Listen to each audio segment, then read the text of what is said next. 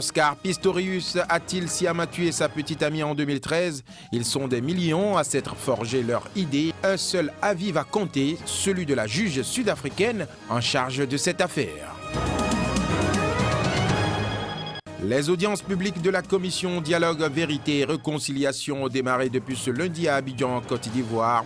Pour le compte de la première journée, 5 cas sont passés devant les commissaires. Alerte sur la montée des gaz à effet de serre, l'Organisation météorologique mondiale tire sur la sonnette d'alarme. Le record atteint en 2013 a des répercussions sur l'atmosphère et les océans. Vous êtes sur Sika, mesdames et messieurs, bonjour et bienvenue à cette édition. Démarrant ce journal par les nouvelles du Soudan. Les autorités soudanaises ont libéré ce mardi une figure majeure du parti de l'opposition Ouma, arrêté le mois dernier après la signature d'un accord de coopération entre sa formation et un groupe rebelle. Mariam Al-Mahdi, vice-présidente du parti dirigé par son père, Sadek Al-Mahdi, a été libérée par les autorités de Khartoum. Un reportage. Mariam Al-Mahdi, vice-présidente du parti dirigé par son père, Sadek Al-Mahdi, a recouvré la liberté. L'information a été donnée en premier lieu par le responsable des jeunes du parti, Mohamed Mahdi, sur sa page Facebook avant d'être communiquée plus tard par l'agence de presse officielle Souna, qui a confirmé la libération de la dirigeante soudanaise. Ambé, son père Sadek Al-Mahdi, avait lui aussi été arrêté par les services soudanais de renseignement et de sécurité et avait passé 1 mois en prison. Mariam Al-Mahdi a été arrêtée le 12 août dernier à l'aéroport de Khartoum de retour de Paris où elle avait participé à des pourparlers entre son parti Ouma et le Front révolutionnaire soudanais, une alliance de mouvements armés opposés au régime soudanais issu des provinces du Darfour, du Kordofan Sud et du Nil Bleu. La question nationale principale, c'est que nous devons comprendre que notre pays est en crise. Et la solution à cette crise passe d'abord par un dialogue national qui impliquera tous les Soudanais. Précisons que le Soudan est en proie à une grave crise politique et économique depuis la sécession du Soudan du Sud en juillet 2011. Cette partie du pays produisait les 3/4 du pétrole soudanais. De violents affrontements ont également eu lieu ces 3 dernières années entre les groupes rebelles et l'armée soudanaise. Oscar Pistorius, réputé colérique, a-t-il tué sciemment sa petite amie en 2013? Ils sont des millions à s'être forgé leur idée, mais cette semaine, un seul avis va compter, celui de la juge sud-africaine qui va rendre son verdict après 6 mois de procès ultra médiatisé. À quoi peut-on s'attendre le jour du verdict? Je vous propose ici de suivre l'appréciation de Barry Batman. Il est journaliste et co-auteur d'un livre en cours d'écriture intitulé « Derrière la porte, l'histoire d'Oscar et de Riva ». Je pense qu'aux yeux du public, il n'était pas vulnérable. Mais cela aurait pu être complètement différent pour ceux qui étaient proches de lui, mais il ne semble pas qu'ils aient fait quoi que ce soit pour l'aider. Je pense que c'est une histoire qui attire l'attention du public partout dans le monde et je pense que les gens qui n'ont pas accès à une télévision suivent les développements sur Twitter. Je veux dire, tout le monde veut savoir les derniers rebondissements. Nous l'avons vu au moment de payer la caution, nous l'avons vu pendant le procès et nous le verrons également jeudi. Vous savez, il y a beaucoup de patrons qui se sont plaints du manque de productivité à cause de Facebook et des réseaux sociaux. Et je pense que le procès Pistorius sera une des causes de ce manque de productivité jeudi, il n'y a aucun doute à ce sujet. Les gens seront scotchés à leurs écrans tout autour du monde. En Côte d'Ivoire, à présent, les audiences publiques de la commission Dialogue, Vérité et Réconciliation ont démarré depuis ce lundi à Abidjan. Pour le compte de la première journée, 5 cas sont passés devant les commissaires. Pendant 2 mois, des centaines de victimes seront entendues. Reportage. Après maintes retards, les premières audiences publiques des bourreaux et des victimes de la crise politico-militaire ayant déchiré la Côte d'Ivoire entre 2000 et 2011 se sont ouvertes lundi à Abidjan. Dénommé musée des horreurs, ce rendez-vous jugé crucial est à l'image de la justice transitionnelle instaurée en 1995 par Nelson Mandela et considéré comme l'un des principaux facteurs ayant évité l'implosion de l'Afrique du Sud après l'apartheid. Même si la commission Dialogue, Vérité et Réconciliation qui organise les auditions est très critiquée pour sa politisation et sa désorganisation patente, elle affiche tout de même sa détermination à mener à bien sa mission. Nous ne sommes pas une cour. Nous ne sommes pas juges. Ici, on ne juge pas. Ici, on écoute. Ici, on compatit. Ici, on incite les uns et les autres, on encourage à la vérité. Le cadre des débats, une salle exiguë d'un luxueux hôtel surplombant le très célèbre golfe de la capitale économique ivoirienne, n'aurait pu paraître plus décalé eu égard à la nature des débats. Certains Ivoiriens sont déjà prêts à tourner cette page qui laisse tout de même des séquelles indélébiles. Ils ont mis feu chez nous. Le jour qu'ils ont attrapé M. Gbagbo. Bon, nous étions en train de prier dans la cour, puisque le quartier était chaud. Donc, on a quitté la maison, on était de l'autre côté. Donc, on a fini de prier, on voit le feu, on sort au dehors. Le feu a déjà pris tout chez nous. Donc, toutes nos maisons sont brûlées, on n'a rien trouvé pour prendre dans la maison, toutes les choses sont brûlées. Donc, depuis ce temps, on est là. On ne s'est pas encore rattrapé. Je suis prêt à pardonner aux bourreaux, je les connais très bien, mais comme Dieu ne m'a pas donné ma vie à eux, donc je suis prêt que le pays avance. Moi, je suis prêt à pardonner. Ils n'ont qu'à retourner leur maison, qui sont mes voisins, ils n'ont qu'à venir. Je suis prêt à pardonner au nom de la paix. La tâche s'annonce immense, car la Côte d'Ivoire sort d'une décennie de crise, durant laquelle des milliers de personnes ont trouvé la mort.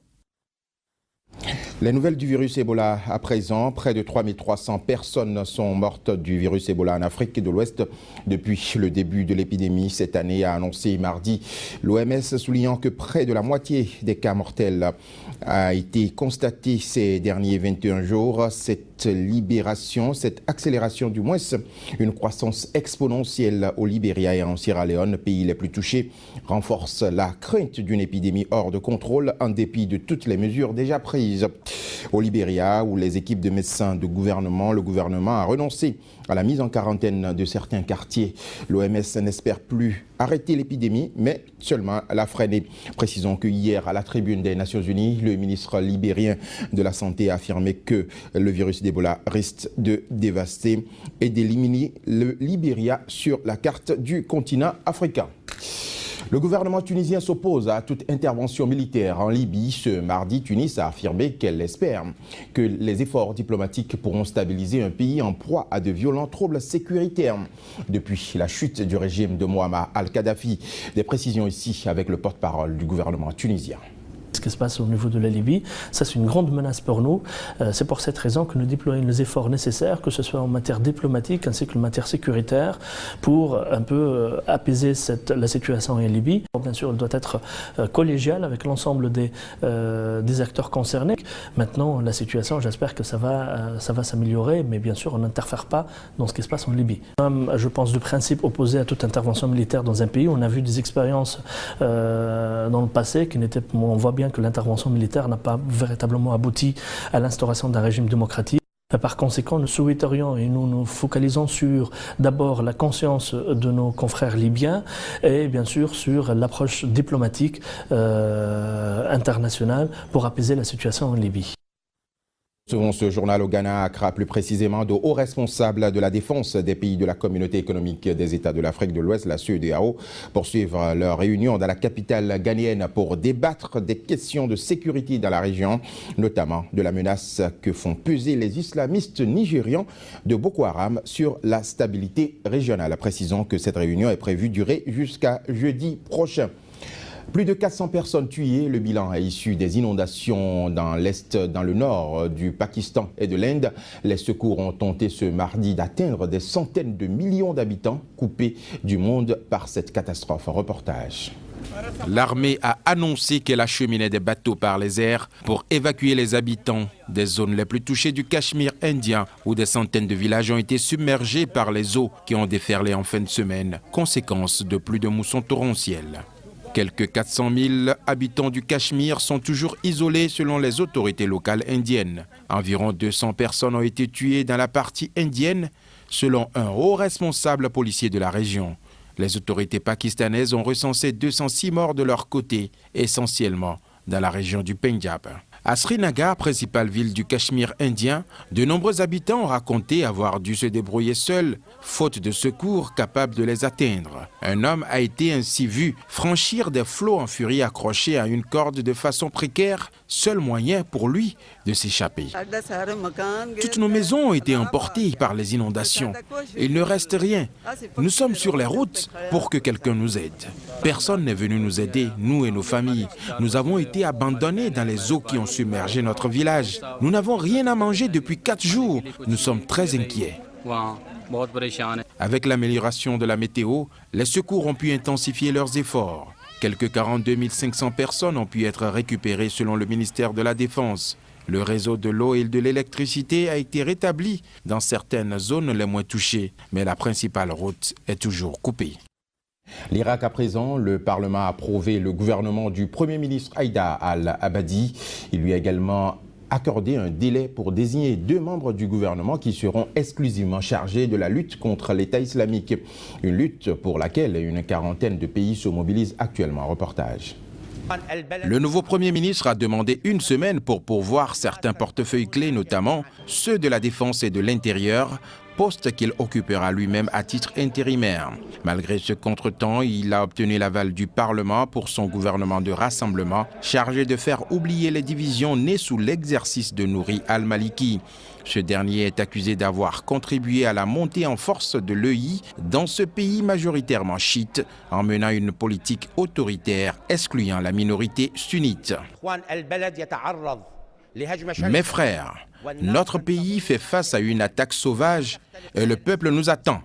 Nous ne devons pas être séparés par des noms ou des postes, ni par des provenances, parce que notre travail est de servir ce pays. Ce cabinet est chargé de faire front uni face à l'État islamique, le groupe djihadiste qui sera au cœur des discussions que le secrétaire d'État américain John Kerry tiendra au Moyen-Orient, où il part en tournée ce mardi à la veille de la présentation par le président américain Barack Obama de son plan d'action contre l'EI. Il est temps maintenant que les dirigeants irakiens gouvernent leur nation avec la même vision et la même raison d'être qui leur est permis de former ce nouveau gouvernement, a souligné John Kerry en félicitant le nouveau Premier ministre et en l'assurant une nouvelle fois du soutien américain dans la lutte contre l'État islamique. Ce jour marque sans aucun doute une étape majeure pour l'Irak et le président Obama a clairement dit que cela sera la pierre angulaire de nos efforts pour combattre l'EI. Les États-Unis et les Irakiens vont se serrer les coudes pour mettre en œuvre leur plan national afin de surmonter les griefs politiques et économiques de longue date qui divisent leur pays depuis longtemps. Coordonner une campagne et une coalition mondiale contre le terrorisme ne se fera pas en quelques jours ou quelques semaines. Mais cette coalition sera construite pour durer des mois et peut-être même les années à venir. Face aux dangers représentés par les djihadistes coupables de terribles exactions dans les larges pans de territoire qu'ils occupent en Irak et en Syrie, les États-Unis ont en effet enclenché la vitesse supérieure. Washington, qui a entamé il y a 1 mois une campagne de frappe sur des positions de l'EI en Irak, entend bâtir une coalition internationale solide à laquelle plus de 40 pays participeront d'une manière ou d'une autre, et dont le but est de se coordonner face à la menace posée par l'EI, selon une porte-parole de la diplomatie américaine. Précisons que le président américain Barack Obama va dévoiler son plan de lutte contre le terrorisme ce soir même, après avoir reçu hier les représentants des partis démocrates et républicains. L'autorité palestinienne et les Nations Unies ont lancé ce mardi un appel pour récolter 427 millions d'euros aux fins d'offrir une aide humanitaire d'urgence aux civils touchés par le conflit qui sévit dans la bande de Gaza. Une somme qui, au dire du coordonnateur des opérations humanitaires de l'ONU, ne suffirait que pour quelques mois. L'assistance humanitaire n'est pas la solution et sera insuffisante pour aller de l'avant à Gaza, a-t-il déclaré. Et il a ajouté également que d'autres mesures cruciales doivent être adoptées, notamment le maintien du cessez-le-feu, un allègement du blocus et une solution politique à terme. Précisons que cette aide humanitaire d'urgence inclut la fourniture de nourriture et de soutien médical. Elle concerne également les domaines de la santé et de l'éducation, ainsi qu'un soutien psychologique aux Gazaouis, dont plusieurs milliers attendent désormais une solution de relogement. Le vol MH17 du Malaysia Airlines qui s'est écrasé le 17 juillet dernier avec à son bord 298 personnes dans l'est de l'Ukraine sous contrôle des séparatistes pro-russes a été abattu par un grand nombre de projectiles à haute vitesse qui ont pénétré l'avion. Il s'agit là d'une déclaration du bureau d'enquête néerlandais pour la sécurité. Mais que s'est-il réellement passé? Des essais de réponse dans cette vidéographie que je vous propose de suivre. Le vol MH17 qui s'est écrasé le 17 juillet 2014 dans l'est de l'Ukraine a été abattu par un grand nombre de projectiles à haute vitesse qui ont pénétré dans l'avion, affirme le bureau d'enquête néerlandais pour la sécurité. Sous leur effet, l'appareil s'est disloqué en morceaux. Le crash s'est produit près de la ville de Shakhtarsk, non loin de la frontière russo-ukrainienne, une zone contrôlée par les séparatistes pro-russes. Parti de l'aéroport d'Amsterdam Schiphol, le Boeing 777 de Malaysia Airlines était attendu à Kuala Lumpur. Ce drame a coûté la vie à 298 personnes. Et puis précisons toujours par rapport au crash de ce vol que le ministre malaisien de la Défense est arrivé ce matin même à Moscou au lendemain de la publication du rapport donc préliminaire sur le Boeing de Malaysia Airlines qui s'est écrasé dans l'est de l'Ukraine avec les 298 passagers à son bord. Le ministre malaisien doit rencontrer son homologue russe Sergueï Shoïgu et de hauts responsables de la diplomatie russe selon un porte-parole de l'ambassade de Malaisie. Alerte sur la montée des gaz à effet de serre. L'Organisation météorologique mondiale tire sur la sonnette d'alarme. Le record atteint en 2013 a de sérieuses répercussions sur l'atmosphère et les océans. Cette annonce a été faite ce mardi. Reportage. Les gaz à effet de serre ont atteint en 2013 des concentrations records qui se répercutent sur l'atmosphère et les océans. Annonce faite mardi à Genève par l'Organisation météorologique mondiale, OMM, une agence de l'ONU. Pour le CO2, le taux d'accroissement est le plus grand enregistré ces 30 dernières années au moins. Donc ce n'est pas une bonne nouvelle, car ce n'est plus la hausse habituelle, mais une accélération de la concentration. Le temps n'est pas de notre côté. Plus nous attendons, et plus cela devient difficile, car chaque année qui passe, nous l'observons avec une grande précision, les concentrations atteignent des records.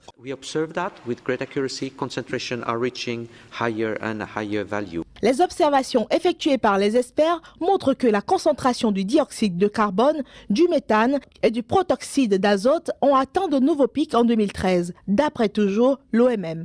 En outre, les observations révèlent que le taux d'accroissement du dioxyde de carbone atmosphérique entre 2012 et 2013 représente la plus forte augmentation annuelle de la période 1984-2013. Des données préliminaires laissent supposer que cela pourrait être dû à la réduction des quantités de CO2 observées par la biosphère terrestre alors que les émissions de ce gaz continuent de croître. La vigne de l'église de la Trinité des Monts à Rome a enregistré cette semaine la visite de la confrérie Victoire de Languedoc-Roussillon, un signe de coopération entre cette région française et la capitale italienne. Un reportage. Une délégation de la confrérie viticole du Languedoc-Roussillon a vendangé la vigne de l'église de la Trinité des Monts lundi à Rome, en signe de la coopération entre cette région française et la capitale italienne. Cette vigne a été plantée dans le jardin de la Trinité des Monts, qui trône sur la célèbre place d'Espagne dans la capitale, par la même confrérie il y a de cela 10 ans, pour commémorer le martyre du patron des vignerons Saint-Vincent, a déclaré l'ambassadeur de France près le Saint-Siège, Bruno Joubert. Plus de 6 siècles de présence maintenant. Et on a planté il y a 10 ans, c'est-à-dire le Languedoc-Roussillon, initiative des Languedociens de cette belle région, ont planté une vigne pour commémorer le martyre du patron des vignerons. Nous avons planté cette vigne en 2004. En mois de janvier, il neigeait. Nous avons ramené des plants de vigne de tout le Languedoc-Roussillon, des terroirs des Corbières, du Gard, d'Alès, du Narbonnais que nous représentons. Et ces vignes ont été entretenues ici. Et nous revenons 10 ans après pour vendanger. La vendange sera offerte à la communauté religieuse de la Trinité des Monts. La confrérie espère en faire du vin dès la prochaine récolte. Du sport pour boucler cette édition, la Fédération nigériane de football a répondu aux exigences de la FIFA concernant sa gouvernance. Elle a ainsi évité la suspension qui la menaçait. L'information a été annoncée ce mardi par la FIFA. Une assemblée générale extraordinaire devait être organisée dans les jours à venir pour de nouvelles élections au Nigeria. Reportage. Mercredi dernier, la FIFA avait lancé un ultimatum à la Fédération nigériane de football, lui enjoignant de remettre en fonction plus tard lundi matin le président Aminou Maïgari à la place de Chris Giwa, dont l'élection controversée n'a pas été reconnue par la FIFA. La Fédération internationale de football a envoyé mardi une lettre à la Fédération nigériane de football, confirmant que les conditions établies par sa lettre du 3 septembre dernier ont été réunies et de ce fait le Nigeria ne sera pas suspendu. La FIFA attend désormais de la Fédération nigériane de football qu'elle réunisse une assemblée générale extraordinaire menant à de nouvelles élections. Chris Giwa, qui avait été élu dans des circonstances controversées et qui avait été soutenu par le ministre nigérian des Sports, a annoncé qu'il portera l'affaire devant le tribunal arbitral du sport. Voilà, madame, monsieur, ce sera tout pour cette édition que je vous remercie d'avoir suivi. Retenez que l'information se poursuit sur le site internet de SICA, c'est www.sicatv.info et sur notre page Facebook. SICA TV, avant de partir pour de bon, retenez cette pensée de Marie-Anne Radmacher qui dit « Le courage ne gronde pas toujours. Parfois, il est la petite voix de fin de journée qui dit « J'essaierai de nouveau demain ». Merci de nous avoir suivis.